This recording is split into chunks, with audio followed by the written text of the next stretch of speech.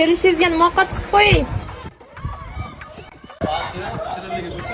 Hop. Shirinlik bo'lsa shirinlikda sizlar bilan birga krasniy barxil tayyorlaymiz. Sariyog', shakar, o'simlik yog'i, tuz, tuxum ko'pirtiramiz. Boshqa idishimizda ilgan qatiqqa rang aralashtiramiz. Elangan un, vanilin, kakao va ichimlik sodasi. Ikkita massani bir-biriga aralashtiramiz. Shunaqa holatga kelganda 180 gradusda 20 daqiqada pishirib olamiz. Endi esa morojniy krem tayyorlaymiz. Muzli qaymoq, sug'ushonka ko'pirtiramiz. Pirojnilarimiz yanada chiroyli chiqishi uchun biskvitimizni dumaloq hamda turbicha shakllarda bo'lib oldim. Orasiga malinalik nachinka ham qo'ydim. Shunaqa ajoyib shirinlik tayyor bo'ldi.